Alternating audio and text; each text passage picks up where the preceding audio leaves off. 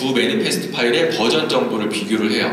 그래서 얘가 똑같으면 다운로드를 안 해도 되고, 왜냐면 내가 이미 받아놓은 거니까 바뀌었으면 다운로드를 하도록 하게 돼 있어요. 왜 그러냐면 이건 당연히 아까 말씀드린 것처럼 업데이트가 있으면 그거에 맞게 다운로드를 받아야 되니까 그렇고요. 그래서 뒤에 설명되겠지만 그런 궁금한 게 이 다운로드 매니페스트 파일은 어디 있냐, 바로 만약에 지금 다운로드 매니페스트 파일이 없는 가정을 하면 뭐냐면, 제가 이걸 처음 유저가 게임을 설치해서 다운로드 받은 거기 때문에 없겠죠. 그 경우에는 없어서 그냥 다운로드를 받으면 되고, 그러면 이게 생기는 건 언제냐, 바로 유저가 첫 그 컨텐츠 다운로드를 받은 걸 완벽하게 마친 다음에 그 팩 파일을 복구한 다음에 이 매니페스트 파일을 로컬에 저장해 둔 거예요. 그것도 이제 뒤에 저희 코드 설명에 그 저장하는 부분도 나와요. 근데 어쨌든 여기서는 이게 없는 상태에서 그러면 내가 다운로드 받은 매니페스트 가지고 뭐냐면 새로운 컨텐츠를 다운로드 받으라고 시키면 돼요. 그럼 이 안에 코드는 뭐가 들어가야 되냐면 바로 이제 빌드 패치 서비스 모듈을 갖고 와서 아까 설명드린 대로 어디다가 청크들을 다운로드 받을 거고, 청크들을 다운로드 다 받으면 어디다가 팩 파일을 복구해서 놓을 거고, 이런 것들을 시키면 돼요.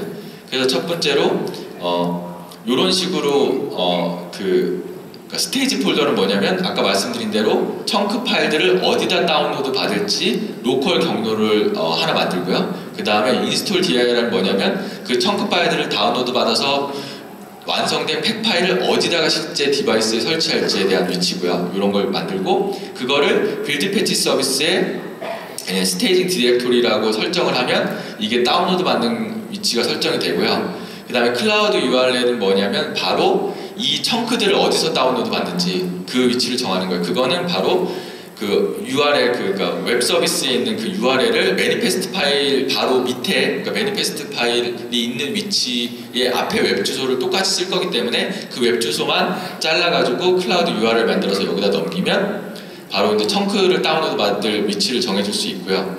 그 다음에 커런 매니페스트 파일이 밸리드한 건 뭐냐면 아까 말씀드린 것처럼 다운로디드 그 매니페스트가 이미 있는 상태예요. 그건 무슨 의미냐면 내가 전에 다운로드 받아둔 매니페스트 파일이 있어. 그러니까 네가 새로운 매니페스트 파일을 가지고 다운로드 받을 때 전에 받아놓은 정보를 기반으로 달라진 청크 파일만 다운로드 받아라.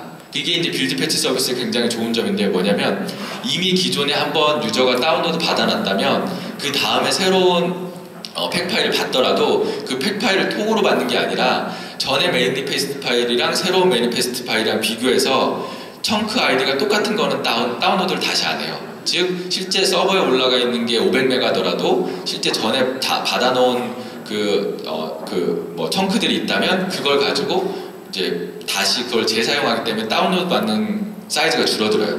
그런 식으로 하실 수가 있고, 근데 이게 없는 상태는 뭐냐면 바로 처음 받는 거죠. 그럴 때는 앞에 그 부분에 넣어 주시면 되고 그냥 새로운 매니페스트 파일만 하고, 요렇게 딜리게이트 뭐냐면 이게 완벽하게 완료돼서 실제 다운로드 다 끝나서 작업이 완료됐을 때 알려줘라는 그 딜리게이트한테 온 다운로드 컴플리트라는 그냥 함수를 제가 만든 제 클래스 만든 애를 넘겨주면 이 모든 게 끝나면 바로 요게 불려요. 그럼 뭐냐면 무슨 얘기냐면 여기서 이제 실패하고 성공할 수도 있겠죠. 뭐 네트워크 환경이 안 좋아서 다운로드를 못했다거나, 그거는 이 비석세스풀 그 함수 그 변수를 가지고 이제 분기하시면 되고, 그게 아니라 성공할 때는 전제하에 내가 필요한 건 뭐냐면, 성공했다는 의미는 뭐냐면 내가 아까 설정한 인스톨 dir 안에 내가 원하는 팩 파일이 있다는 거예요. 그럼 내가 필요한 건 뭐냐면 그 팩 파일을 찾아서 이 게임 안에 마운트를 해서 그 팩 파일을 내 게임에서 쓸 수 있도록 마운트만 해두면 되는 거예요.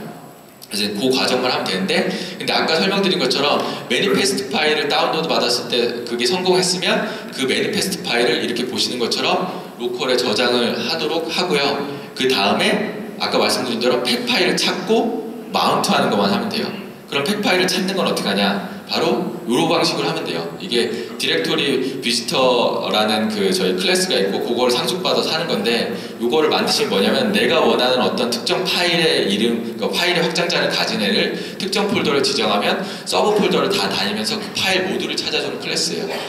그래서 이거를 돌려가지고 팩 파일을 찾고요. 그래서 팩 파일들이 다 찾아지면 파운드 팩스에 그 찾아진 팩 파일들이 다 리스트로 저장돼 있어요. 그걸 우리가 필요한 건 뭐냐면 바로 게임에서 찾을 수 있도록 마운트하면 돼요.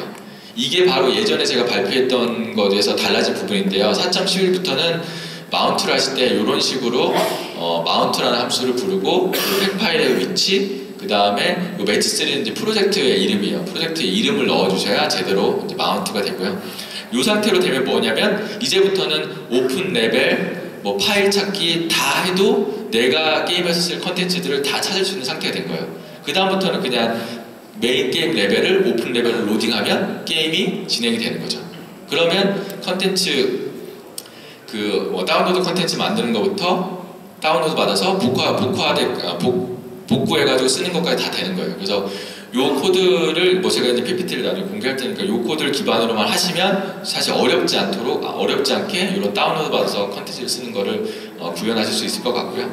그래서 한번 정리해 보면 처음에 이제 그 패치 시스템을 쓰기 위해서 처음에 필요한 거는 최소한의 사이즈를 가진 APK나 IPA를 만들어서 그거는 실제 배포할 걸로 만들고, 그 다음에 필요한 거 뭐냐, 그러니까 실제 게임용 컨텐츠를 가진 팩 파일을 만들고, 그때는 DLC 기능을 사용해가지고 기본 APK나 IPA에 들어있지 않은 컨텐츠들만 패키징하게 만들고, 그렇게 만들어서 쿠킹을 하고 나면 팩 파일이 생기는데 그 팩 파일을 빌드 패치 툴이라는 것을 통해서 다운로드 받을 수 있는 매니페스트와 청크 단위로 다 쪼개고, 그 다음에 게임 내에서는 빌드 패치 서비스를 통해서 그 매니페스트 정보를 가지고 청크들을 다운로드 받아서 원래 그 매니페스트 파일과 청크가 만들어야 되는 팩 파일을 만들고, 그 만들어진 팩 파일을 마운트하면 게임 내에서는 실제 PC에서 돌아가는 거랑 똑같은 방식으로 돌아가도 다 컨텐츠를 찾아서 동작할 수 있다.